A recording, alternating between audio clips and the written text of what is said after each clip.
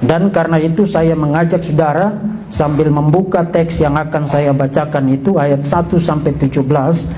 Tapi juga saudara harus mempersiapkan diri bahwa pemberitaan atau penyampaian materi pada siang hari ini itu tidak akan mudah, akan banyak referensi kesarjanaan, akan banyak sebutan atau lontaran-lontaran terkait bukti-bukti dari sejarah gereja, termasuk juga eksegesis bahasa Yunani dan lain sebagainya. Saya tidak khawatir karena saudara yang hadir saat ini adalah para mahasiswa teologi, para dosen, para staf, termasuk mereka yang hadir di Zoom juga demikian. Nah, saudara-saudara, saya bacakan dulu teks yang akan melandasi presentasi formal saya pada siang ini. Wahyu pasal 12 ayat 1 sampai dengan ayat 17.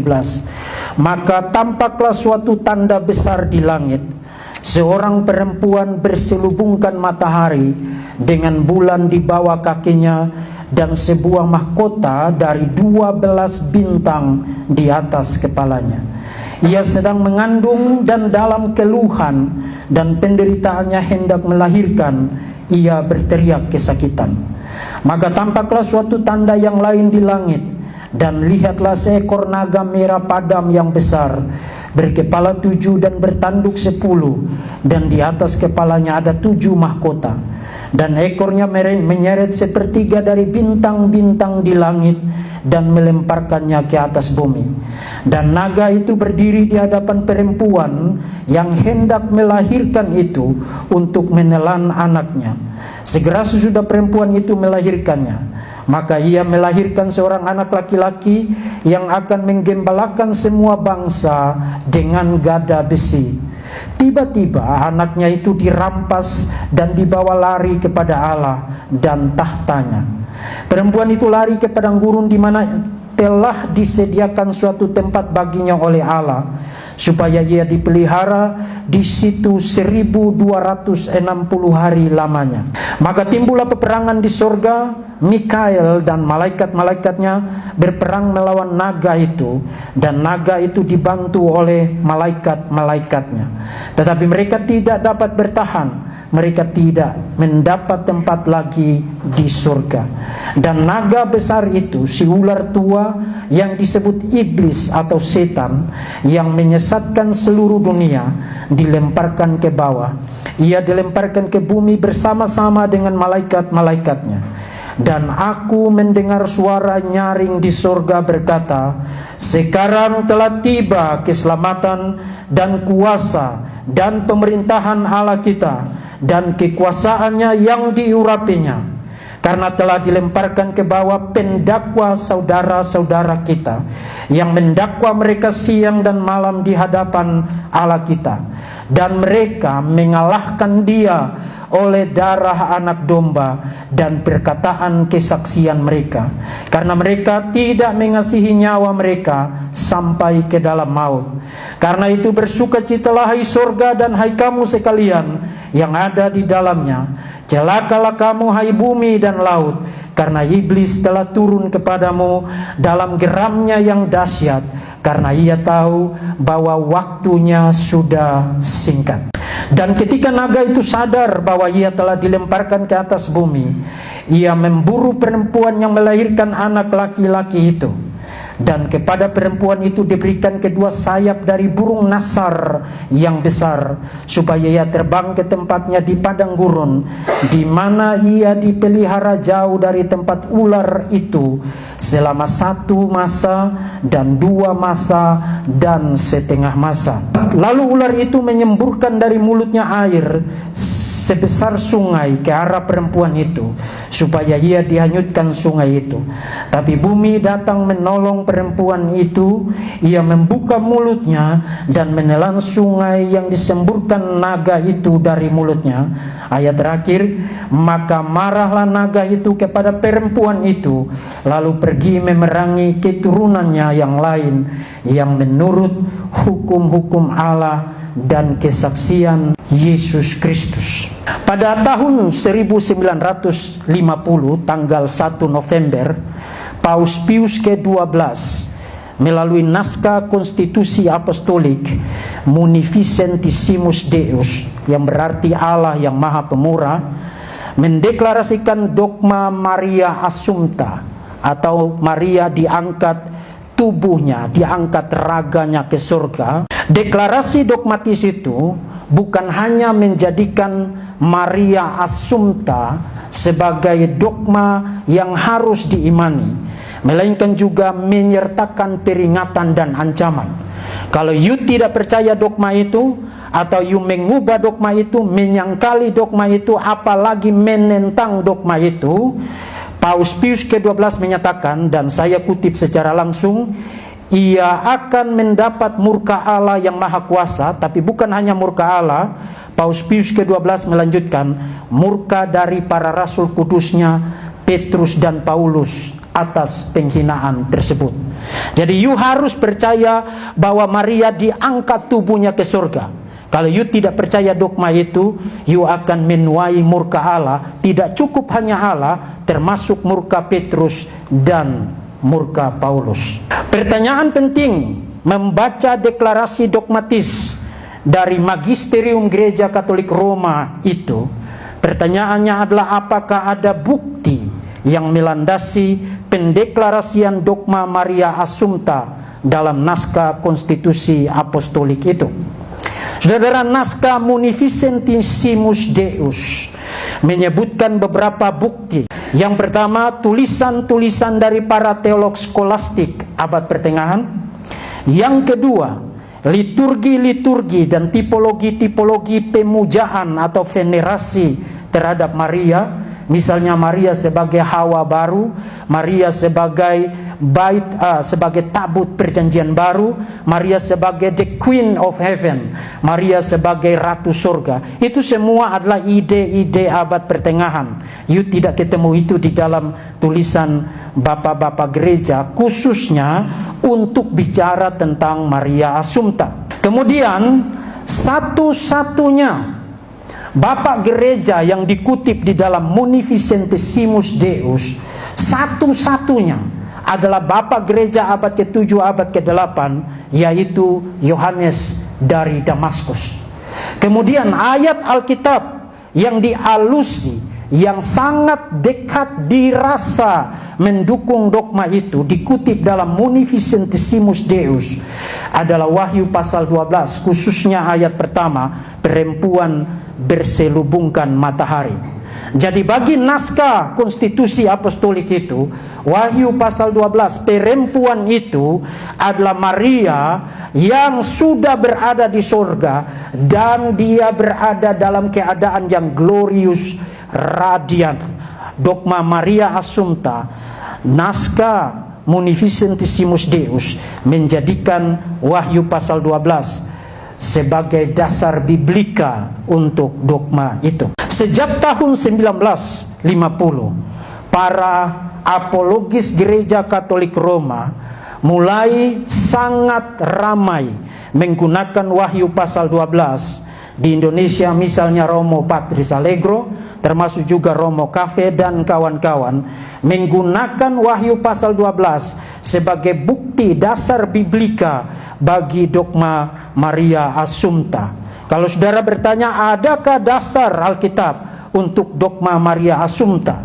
Mereka akan menjawab Wahyu pasal 12, khususnya ayat yang pertama, seorang perempuan berselubungkan matahari.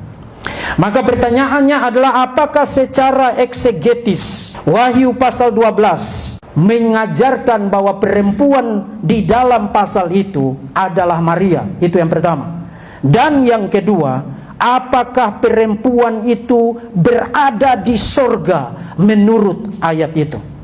Nah, saudara-saudara yang terkasih, sebenarnya saya bisa skip pengantar yang panjang itu, kemudian langsung bicara tentang apa yang diajarkan Wahyu pasal 12, tapi itu tidak efektif.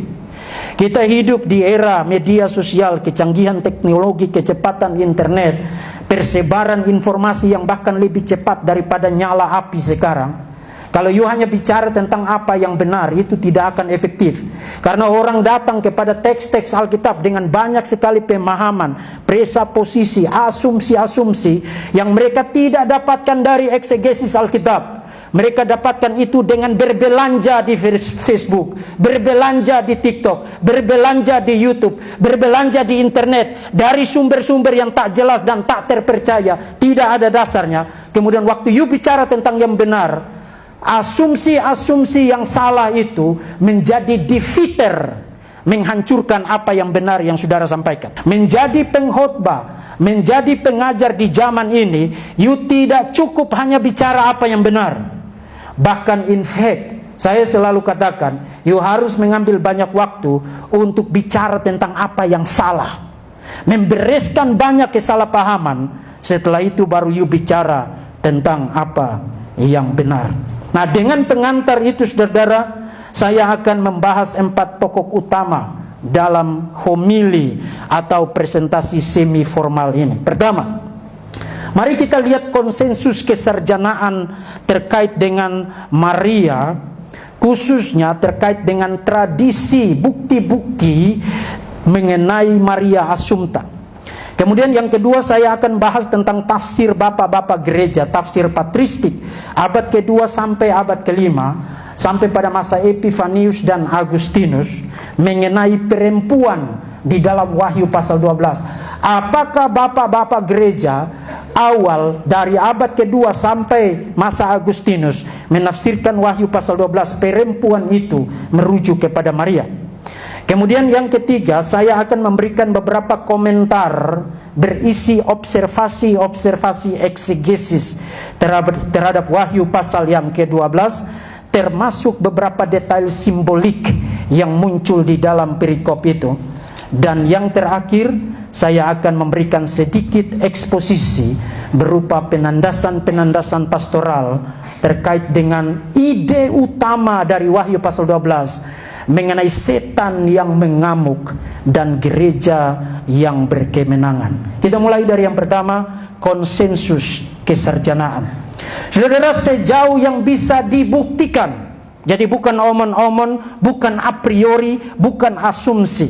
Sejauh yang bisa diverifikasi, naskahnya ada.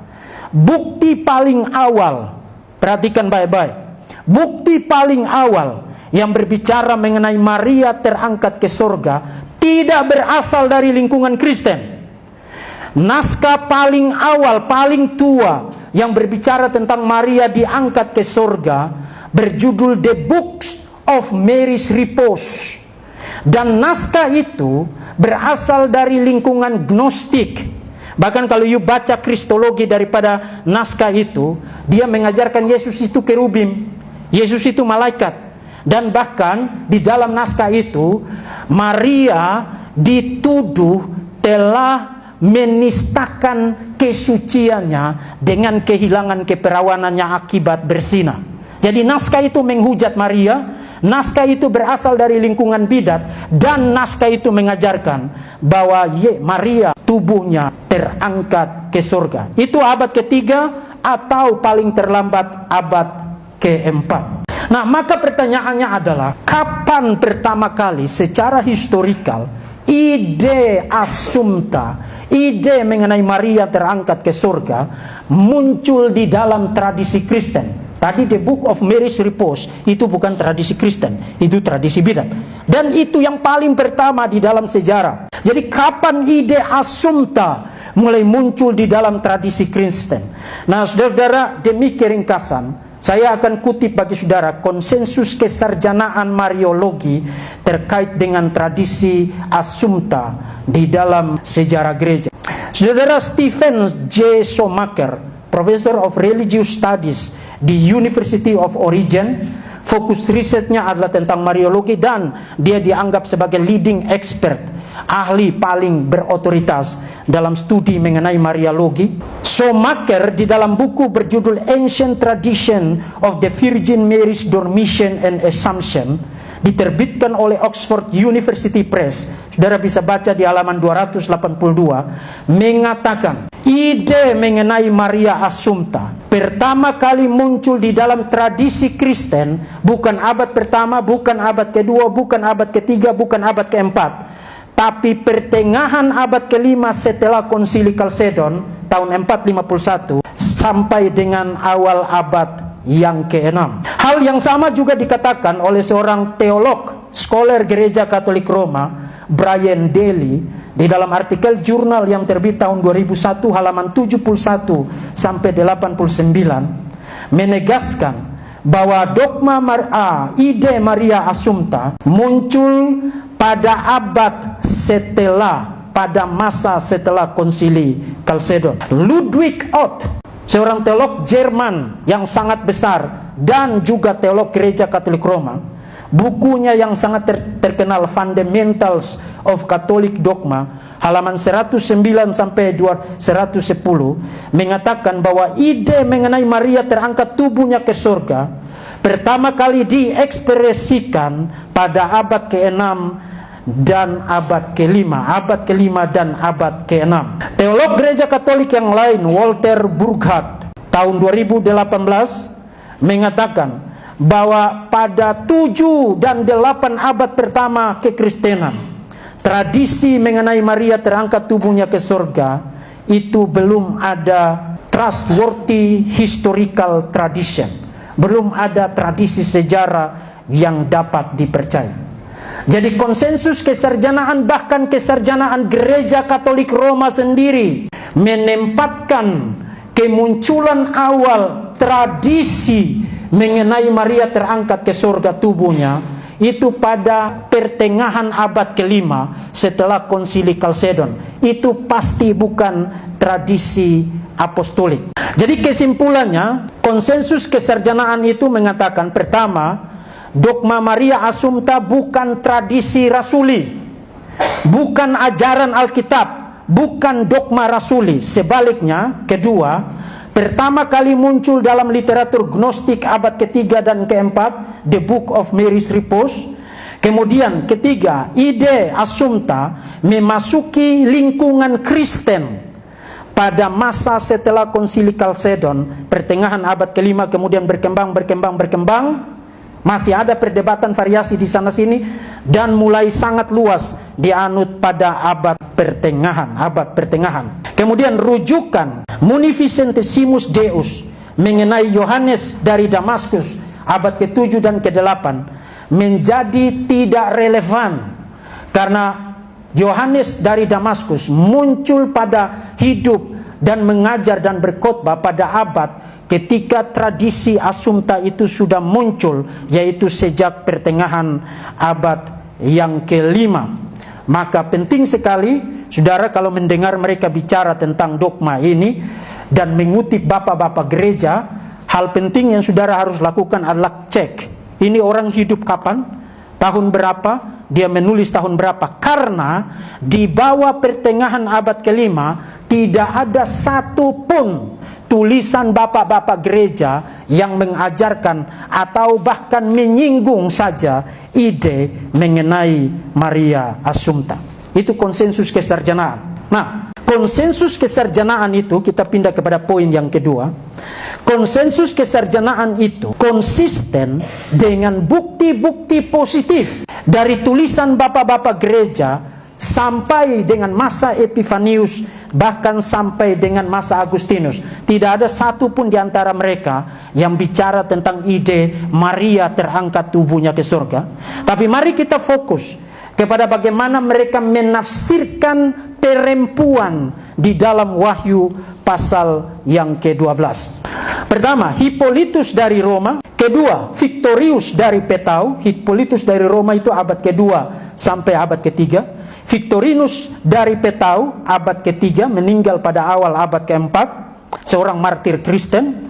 Methodius dari Olympus, meninggal pada tahun 313, awal abad ke-4, menafsirkan perempuan di dalam Wahyu pasal 12 merujuk kepada gereja, merujuk kepada umat Allah. Jadi perempuan di dalam Wahyu pasal 12 adalah simbol dari umat Allah. Agustinus, bapa gereja besar pada abad kelima dari Hippo, dalam buku berjudul The City of God, juga menafsirkan perempuan di dalam Wahyu pasal 12 merujuk kepada gereja. Nah, ada satu kekecualian, yaitu Epifanius dari Salamis. Dia juga bapak gereja besar, ahli heresiologi. Tulisannya tentang Panarion, berjudul Panarion, itu dibaca secara luas, dan dia membahas kurang lebih 80 sekte bidat pada masa itu, dan dia memberikan tanggapan dan bantahan terhadap ajaran-ajaran daripada sekte bidat itu. Epifanius menafsirkan Wahyu pasal 12, khususnya bukan ayat pertama, tapi ayat 13 dan ayat 14, merujuk kepada Maria. Jadi perempuan yang melahirkan anak itu kemudian diburu ke padang gurun dan dipelihara di sana, menurut Epifanius merujuk kepada Maria. Tetapi, perhatikan, tetapi meskipun Epifanius menafsirkan ayat 13-14 Wahyu 12 merujuk kepada Maria, dia tidak mengatakan karena itu Maria terangkat tubuhnya ke surga. Itu kan dua ide yang berbeda. Menafsirkan perempuan itu merujuk kepada Maria tidak harus berarti you berkesimpulan Maria Assumpta. Itu kan dua ide yang berbeda. Bahkan menarik, Epifanius bahkan tidak percaya dogma Maria Assumpta, dan kita bisa buktikan. Menurut Panarion, Epifanius mengatakan bahwa sampai pada masa dia menulis Panarion, tidak ada catatan, tidak ada kesaksian, tidak ada tradisi mengenai bagaimana akhir hidup Maria. Apakah dia mati? Apakah dia mengalami persekusi? Apakah dia mati karena penyakit? Epifanius mengatakan tidak ada tradisi, tidak ada testimoni, tidak ada kesaksian. Jadi Epifanius tidak bicara apa-apa tentang Maria Assumpta. Kemudian Epifanius memang adalah orang pertama. Jadi saudara perhatikan, pada akhir abad keempat barulah ada orang pertama, yaitu Epifanius, mengkaitkan perempuan di dalam Wahyu pasal 12 dengan Maria. Tapi seperti yang tadi saya katakan, ketika dia kaitkan itu, dia tidak bermaksud untuk mengatakan oke, karena itu Maria, maka dogma Maria Assumpta itu benar.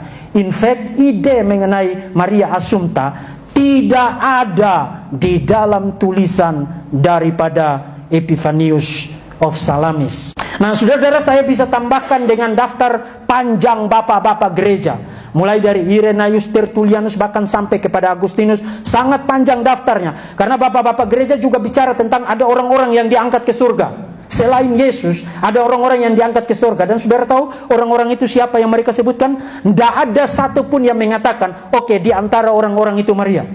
Yang selalu konsisten mereka sebutkan hanya dua dari perjanjian lama, yaitu Henokh dan Elia dan beberapa figur lain. Tapi tidak ada sebutan apapun bahwa Maria terangkat tubuhnya ke surga di dalam tulisan bapak-bapak gereja. Kesimpulan, bapak-bapak gereja abad kedua sampai dengan masa Agustinus tidak mengenal dogma Maria Assumpta.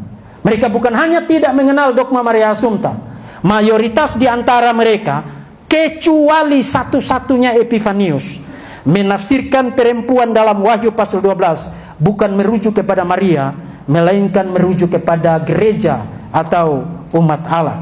Nah, pertanyaannya adalah, kenapa bapak-bapak gereja itu menafsirkan perempuan dalam Wahyu pasal 12 merujuk kepada gereja, umat Allah, baik dalam perjanjian lama maupun dalam perjanjian baru? Jawaban singkatnya adalah karena memang eksegesis yang teliti terhadap Wahyu pasal 12 mengharuskan tafsiran itu. Dan itu mengantar saya kepada pembahasan poin yang ketiga, perempuan dalam Wahyu pasal 12, beberapa catatan eksegetis. Saudara, catatan-catatan eksegetis yang akan saya presentasikan fokus kepada identitas perempuan itu. ayat 1 sampai 17 untuk membuktikan dua hal. Pertama, perempuan dalam Wahyu pasal 12 bukan Maria, melainkan gereja. Dan yang kedua, perempuan di dalam pasal itu tidak berada di sorga, tapi di bumi. Artinya ide asumta itu tidak ada di sana. Dan karena itu, mari kita perhatikan teks itu sambil mengingat dua prinsip eksegetis. Pertama, Wahyu pasal 12 dipenuhi dengan fitur-fitur simbolik dan apokaliptik, metaforik. Artinya, you tidak boleh membaca Wahyu pasal 12 secara literal kecuali ada alasan yang kuat from the text atau dari dalam teks bahwa itu harus ditafsirkan secara literal. Tafsiran membaca Wahyu pasal 12 haruslah merupakan tafsiran simbolik atau tafsiran metaforik. Itu yang pertama. Yang kedua, simbol-simbol, metafora-metafora, imagery-imagery, angka-angka di dalam Wahyu pasal 12 itu berasal dari dalam perjanjian lama. Dan karena itu, menafsirkan pasal itu harus ditafsirkan dalam dialog, dalam terang perjanjian lama, termasuk juga literatur-literatur Yahudi bait suci kedua. Nah, dengan dua prinsip eksegetis itu sekarang saya kasih saudara secara cepat 7 observasi eksegetis. Pertama, perempuan yang dalam bahasa Yunaninya guna. Perhatikan, perempuan itu adalah perempuan yang satu dan sama. Artinya, kalau you menafsirkan perempuan itu merujuk kepada Maria, you harus pastikan konsisten dengan semua teks itu. Karena dia tidak bicara tentang dua perempuan di situ, bicara tentang satu perempuan yang sama. Jadi tafsiran itu harus konsisten untuk ayat 1, 2, ayat 4 sampai 6 dan ayat 14 sampai dengan ayat yang ke-17. Kemudian yang kedua, metafora perempuan yang sedang mengalami sakit bersalin. Saudara bisa lihat ayat 1 dan 2. Di dalam perjanjian lama itu tidak digunakan untuk perempuan individu tertentu, tapi merupakan simbol metafora untuk umat Allah, khususnya umat Allah yang setia yang sedang berada dalam persekusi atau aniaya. Itu Yeremia pasal 4 ayat 31, Yesaya pasal 26 ayat 17, Mika pasal 4 ayat yang ke-10. Tidak ada waktu untuk membaca teks-teks itu, nanti saudara bisa cek sekali. Jadi perempuan yang sedang mengalami sakit bersalin itu di dalam perjanjian lama adalah simbol metafora bukan untuk individu, tapi untuk komunitas umat Allah, kaum remnan yang masih setia dan sedang berada dalam persekusi atau aniaya. Ketiga, metafora atau simbol terkait dengan matahari, bulan, bintang, ayat 1 dan ayat 2 itu merupakan alusi atau rekoleksi terhadap mimpi Yusuf. Di dalam Kejadian 37 ayat 9, Yusuf bilang, aku bermimpi matahari, bulan dan 12 bintang sujud menyembah aku. Termasuk gambaran-gambaran itu digunakan dalam teks-teks lain. Yesaya 60 ayat 19 sampai 20, Kidung Agung 6 ayat 9. Nah, Kidung Agung 6 ayat 9 di dalam literatur Yahudi bait suci kedua digunakan untuk bicara tentang matahari, bulan dan bintang-bintang. Jadi metafora itu digunakan sebagai ungkapan-ungkapan simbolik mengenai umat Allah. Karena you ingat Yakub dan 12 anak-anaknya itu kemudian menjadi simbol untuk bicara tentang Israel, menjadi simbol untuk bicara tentang kesatuan komunitas umat Allah. Kemudian Wahyu pasal 12 ayat 4 sampai 5. Ini poin yang keempat. Berbicara tentang perempuan itu melahirkan anak yang akan menggembalakan semua bangsa dengan gada besi. Itu ayat yang kelima. Nah, menggembalakan semua bangsa dengan gada besi itu berasal dari Mazmur pasal 2 ayat yang ke-9. Artinya perempuan itu adalah gereja, atau perempuan itu adalah komunitas mesianik, umat Allah yang melahirkan Mesias, dan Mesias itu menurut ayat yang kelima, menggembalakan semua bangsa dengan gada besi, membuat kutipan atau alusi kepada Mazmur pasal 2 ayat yang ke-9. Nah, mungkin you pikir, oke, tapi yang melahirkan anak itu kan memang Maria. Nah, tadi saya katakan, you tidak bisa tafsirkan begitu. Karena kalau you tafsirkan begitu, maka ayat 1 dan 2 you harus tafsirkan itu Maria. Kemudian ayat 14 sampai dengan ayat 17 you harus tafsirkan Maria, which is akan bertentangan kalau tafsirannya adalah Maria, seperti yang nanti akan saya perlihatkan dalam poin-poin selanjutnya. Poin yang kelima, perhatikan, dan ini membuktikan telak bahwa ini gereja. Perempuan itu lari ke padang gurun dan dipelihara di sana, ayat 6. Saudara, lari ke padang gurun, dipelihara di sana, saudara ingat apa? Israel dibawa keluar dari Mesir, dipelihara Tuhan di padang gurun. Bukan hanya Israel, tapi juga Musa pergi ke padang gurun, dipelihara Tuhan di sana. Elia juga dibawa ke padang gurun, dipelihara Tuhan di sana. 1 Raja-Raja 17 dan pasal 19 ayat 3 sampai dengan 8. Dan menarik, satu pasal sebelum pasal 12, yaitu pasal 11, dua saksi yang merupakan simbol dari gereja. Jadi dua saksi dalam Wahyu pasal 12 itu simbol dari gereja. Terutama ayat 5 dan 6 itu juga dibicarakan dengan mengalami persekusi seperti yang dialami oleh perempuan itu.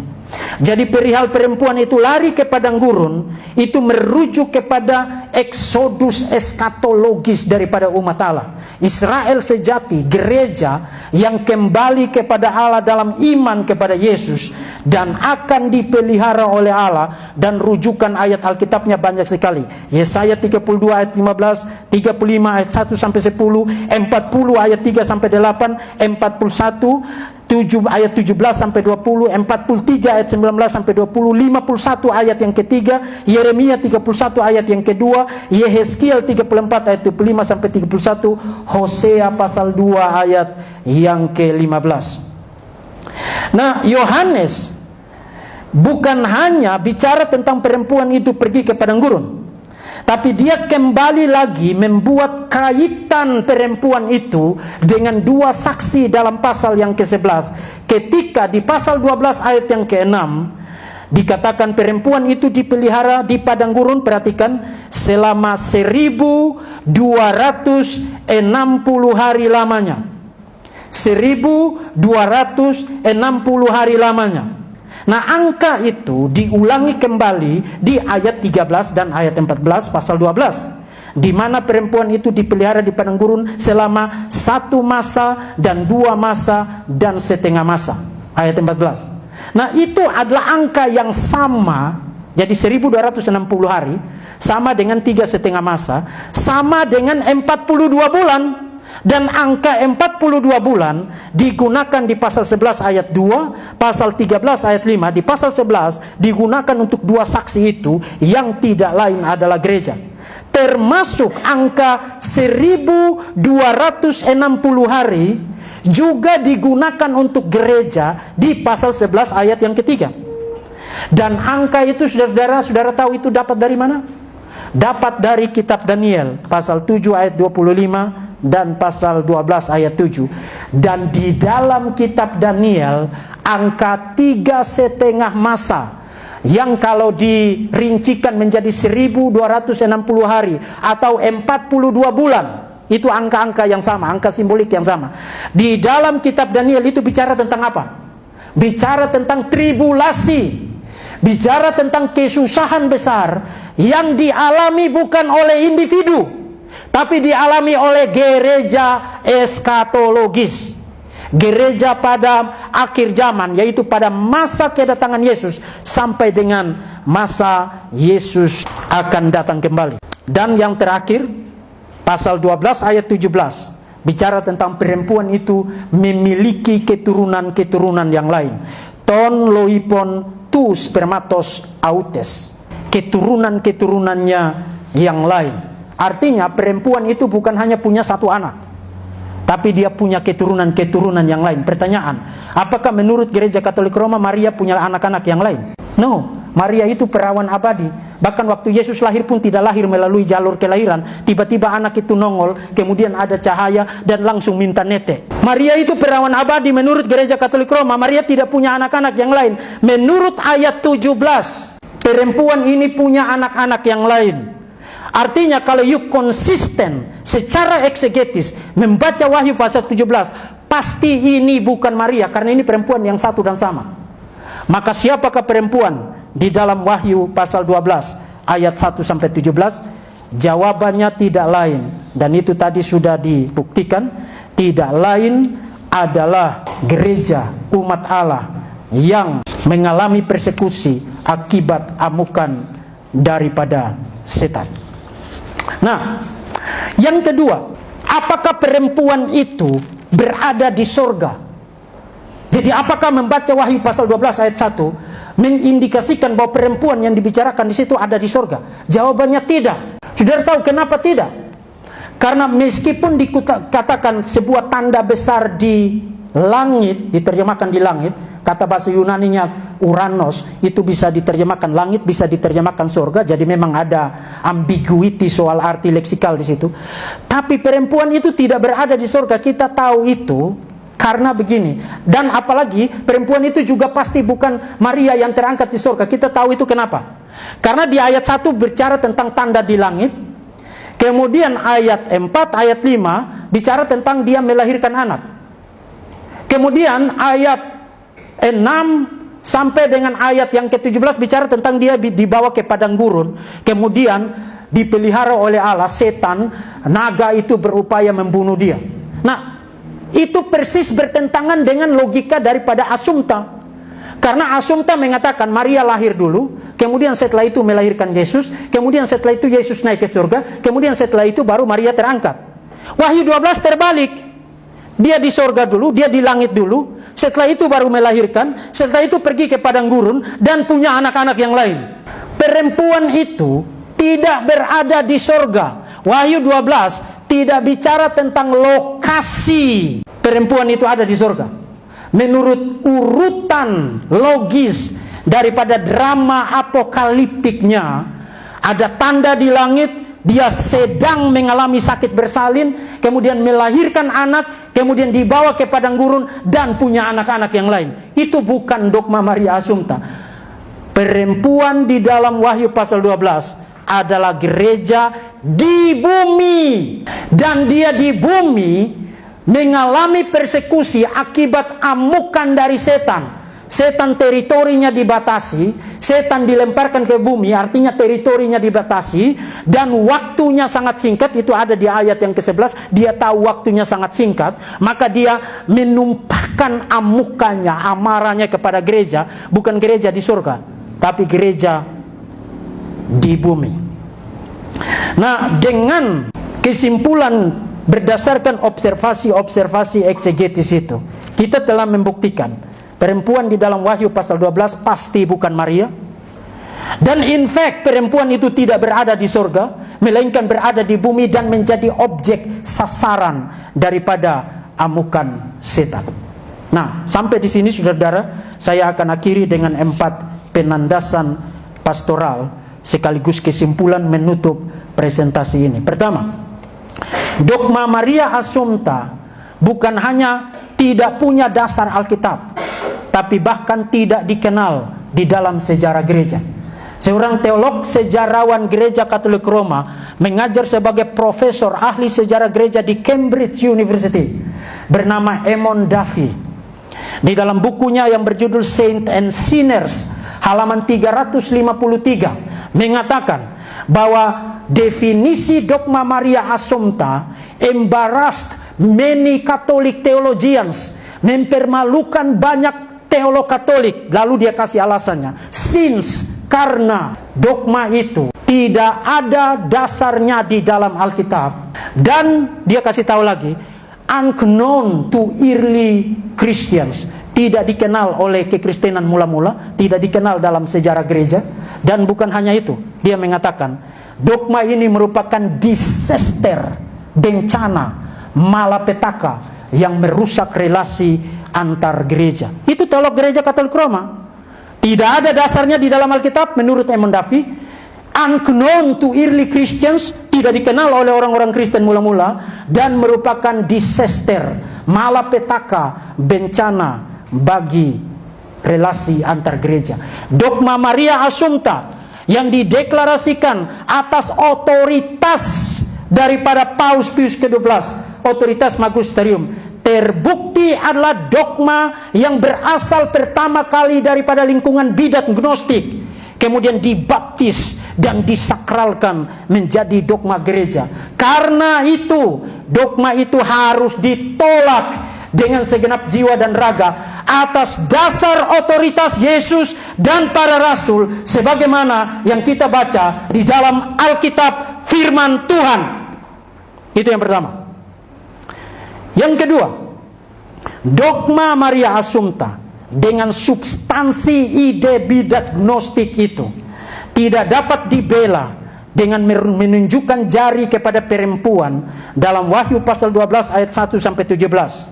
Baik tafsir patristik maupun observasi-observasi eksegetis yang tadi sudah saya presentasikan membuktikan bahwa perempuan dalam Wahyu pasal 12 ayat 1 sampai 17 adalah komunitas mesianik, adalah umat Allah yang melahirkan Mesias.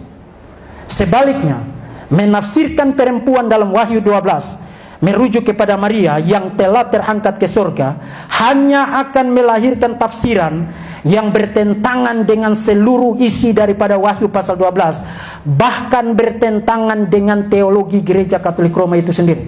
Karena kalau ditafsirkan itu Maria, berarti Maria bukan perawan abadi karena dia punya anak-anak yang lain di ayat yang ke-17. Tafsiran Mariologi harus dideklarasikan sebagai jalan buntu eksegetis teologis bagi Gereja Katolik Roma. Itu yang ketiga. Ingatlah akan nasihat daripada Rasul Paulus kepada seorang gembala muda di Efesus bernama Timotius. Awasilah dirimu dan awasilah ajaranmu. Bertekunlah dalam semuanya itu, karena dengan berbuat demikian engkau akan menyelamatkan dirimu dan semua orang yang mendengar engkau. Dogma bidat, ajaran-ajaran tidak berdasar, tidak peduli diajarkan, dimaklumatkan, diharuskan, dideklarasikan dengan otoritas pauskah, otoritas uskupkah, otoritas kleruskah, otoritas ketua sinodekah, otoritas pendetakah, dosenkah, profesor teologikah, siapapun, tidak peduli.